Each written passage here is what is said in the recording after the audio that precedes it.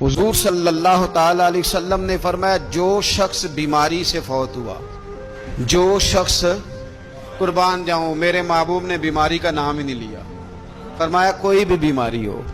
فرمایا جو آدمی بیماری سے فوت ہوا اللہ اسے شہادت کی موت عطا فرمائے گا،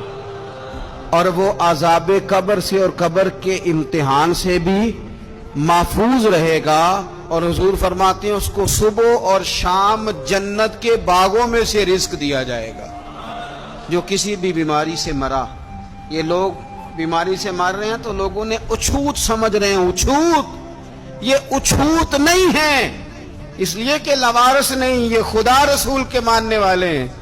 تم انہیں اچھوت کہہ رہے ہو اور مدینے والے رسول انہیں شہید فرما رہے ہیں۔